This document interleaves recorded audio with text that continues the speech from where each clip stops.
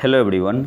Daily current affair series में आज हम लोग देखेंगे 1 से 3 सितंबर 2024 के करंट अफेयर्स। तो आते हैं आज के पहले करंट अफेयर पे। हाल ही में भारत और यूक्रेन ने कितने महत्वपूर्ण समझौतों पर हस्ताक्षर करके अपने संबंधों में एक बड़ा कदम आगे बढ़ाया है। मैं यहाँ पे ऑप्शन नहीं पढ़ूंगा, सीधे आंसर बताते हुए चलूँगा। तो ऑप्शन है आपका यहाँ पे सही आंसर हो जाएगा 4। हाल ही में भारत और यूक्रेन ने कितने महत्वपूर्ण समझौतों पर हस्ताक्षर करके अपने संबंधों में एक बड़ा कदम आगे बढ़ाया है, मोदी जी गए थे। तो ऑप्शन है आपका यहाँ पे सही आंसर हो जाएगा 4। कौन से फील्ड में हुआ है आपका MOU साइन हुआ है? तो एक है आपका एग्रीकल्चर सेक्टर में, मेडिसिन, कल्चर और ह्यूमैनिटेरियन असिस्टेंस। तो ये भी याद रखना है आपको। अगले क्वेश्चन पे आते हैं। उत्तर प्रदेश के लखनऊ मंडल के अंतर्गत कितने रेलवे स्टेशनों का नामकरण किया गया है? गिवन ऑप्शन में ऑप्शन डी आपका यहाँ पे सही आंसर हो जाएगा 8।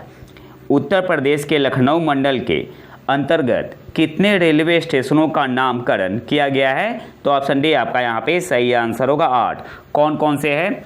तो कसीमपुर हाल्ट का नाम क्या होगा? अब जय सिटी। कसीमपुर हाल्ट का नाम आपका होगा जय सिटी।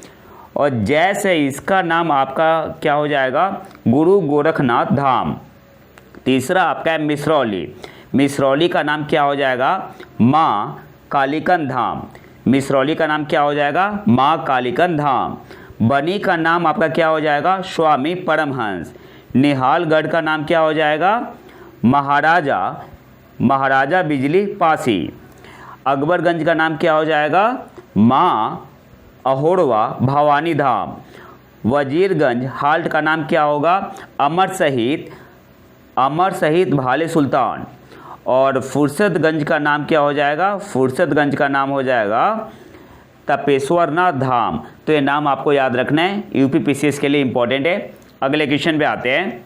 विश्व जल सप्ताह 2024 का विषय क्या है? तो गिवन ऑप्शन में ऑप्शन बी आपका यहाँ पे सही आंसर होगा। Bridging border water for a peaceful and sustainable future.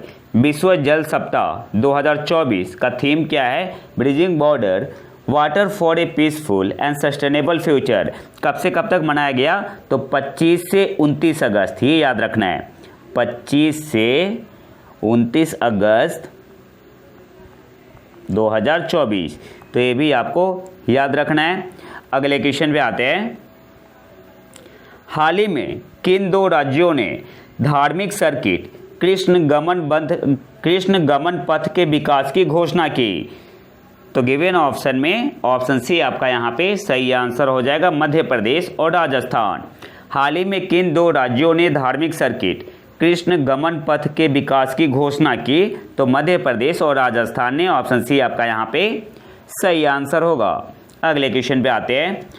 Under 20 Saif football championship का खिताब किसने जीता? तो गिवन ऑप्शन में ऑप्शन है आपका यहाँ पे सही आंसर हो जाएगा, Bangladesh. Under 20 Saif football championship का खिताब किसने जीता? 2024 की बात हो रही है, तो ऑप्शन है आपका यहाँ पे सही आंसर होगा, बांग्लादेश। अब इसे थोड़ा डिटेल में देख लेते हैं। मेजबान देश कौन था? नेपाल था।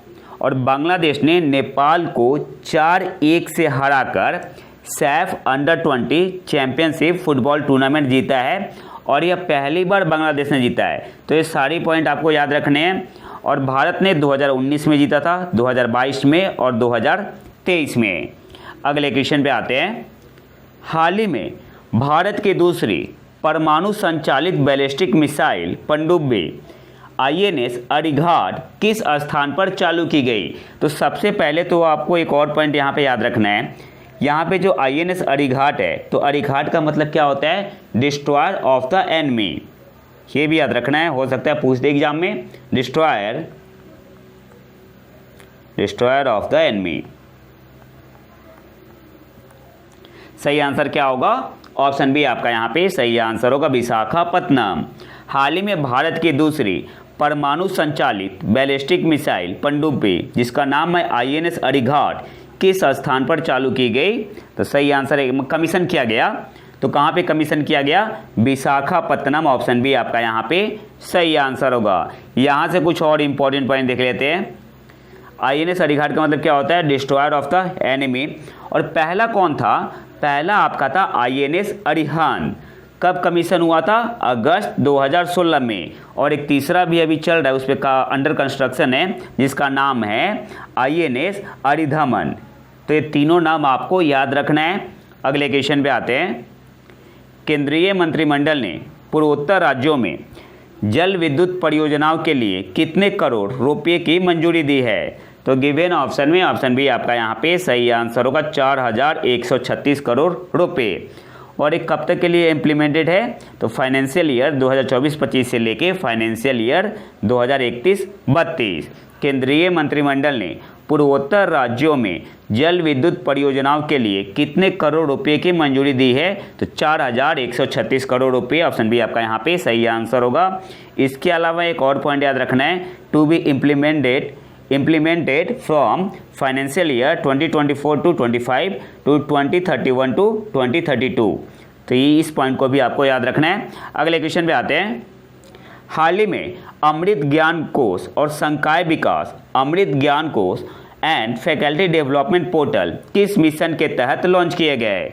तो गिवन ऑप्शन में ऑप्शन है आपका यहाँ पे सही आंसर होगा, मिशन कर्मयोगी। और किसने लॉन्च किया? तो union minister doctor Jitendra Singh ji ने।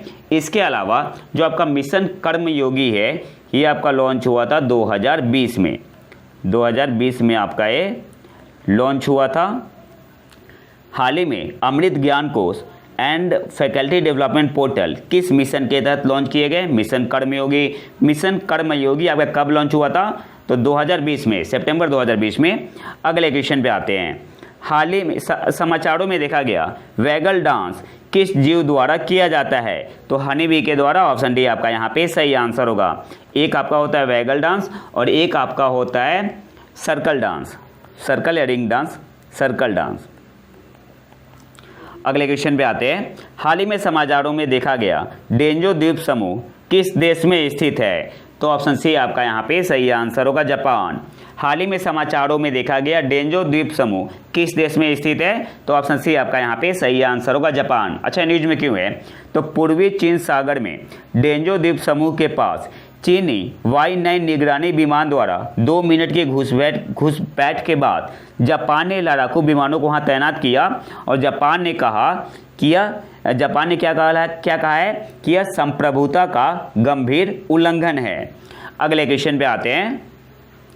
हाल ही में भारत और किस देश के बीच पर्यावरण रणनीतिक साझेदारी ने वरुणा नदी को बहाल करने में मदद के लिए स्वच्छ नदियों पर स्मार्ट प्रयोगशाला, शॉर्ट में इसे बोलते हैं SLCR, परियोजना शुरू की है? तो सही आंसर क्या होगा? भारत और डेनमार्क ने। ऑप्शन बी आपका यहाँ पे सही आंसर होगा। हाल ही में भारत और किस देश के बीच पर्यावरण रणनीतिक साझेदारी ने वरुणा नदी को बहाल करने में मदद के लिए स्वच्छ नदियों पर स्मार्ट प्रयोगशाला SLCR परियोजना शुरू की है? तो भारत और डेनमार्क। ऑप्शन बी आपका यहाँ पे सही आंसर होगा। इसके अलावा 2 और पॉइंट आपको याद रखना है, आपसे एग्जाम में पूछ सकता है। SLCR स्टैंड्स फॉर, तो आंसर क्या होगा? Smart laboratory on clean reverse, IIT BHU में बन रहा है शायद। और वरुणा नदी के बारे में आपको जान लेना है कि वरुणा नदी भारत में वाराणसी से होकर बहती है, प्रयागराज से कहीं से निकलती है और गंगा की एक सहायक नदी है। अगले क्वेश्चन पे आते हैं। किस संस्थान ने CSPB-BR3 नैनो प्लेटलेट्स नामक छोटे क्रिस्टल को उगाने के लिए एक नई विधि बनाई है? इसको इंग्लिश में देखते हैं। Which institution has created a new method for growing tiny crystals called CSPB-BR3 nano platelets? तो किसने डेवलप किया है? IISCR पुणे ने। ऑप्शन है आपका यहाँ पे सही आंसर होगा। IISCR का मतलब क्या हुआ? Indian institute of science education and research. ये कहाँ पे है? पुणे में है। और जो रिसर्च ग्रुप था उसे लीड किसने किया था? तो उसे लीड किया था डॉक्टर अतीकुर रहमान ने। ये नाम भी याद रखना है। अगले क्वेश्चन पे आते हैं। हाल ही में आपातकालीन प्रबंधन पर भारत रूसी आयोग की दूसरी बैठक कहाँ आयोजित की गई? तो मॉस्को में। ऑप्शन है आपका यहाँ पे सही आंसर होगा। हाल ही में आपातकालीन प्रबंधन पर भारत रूसी आयोग की दूसरी बैठक कहाँ आयोजित की गई? तो मॉस्को। ऑप्शन है आपका यहाँ पे सही आंसर होगा। इसके अलावा एक और पॉइंट आपको याद रखना है। जो इंडियन डेलीगेशन था इसे लीड कौन कर रहा था? तो मैंने minister of state for home affairs, क्या नाम है उनका? श्री नित्यानंद राय। भारत और रूस ने 2025-26 के लिए आपातकालीन प्रबंधन के क्षेत्र में सहयोग पर संयुक्त रूसी भारतीय आयोग की कार्य योजना पर हस्ताक्षर किए। तो इस पॉइंट को भी आपको याद रखना है। अगले क्वेश्चन पे आते हैं। भारतीय राष्ट्रीय शतरंज चैंपियनशिप का खिताब किसने जीता? तो गिवन ऑप्शन में ऑप्शन डी आपका यहाँ पे सही आंसर होगा, कार्तिक वेंकट रमन ने। भारतीय राष्ट्रीय शतरंज चैंपियनशिप का खिताब किसने जीता? तो ऑप्शन डी आपका यहाँ पे सही आंसर होगा, कार्तिक वेंकट रमन। और एक कौन सा एडिशन था? तो 61वां एडिशन था, ये भी याद रखना है।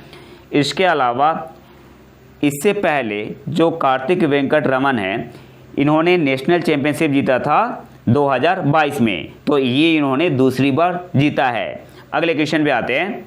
प्रतिवर्ष कौन सा दिन राष्ट्रीय खेल दिवस के रूप में मनाया जाता है? तो 29 अगस्त, ऑप्शन सी आपका यहाँ पे सही आंसर होगा। किनके सम्मान में? मेजर ध्यानचंद जी के सम्मान में।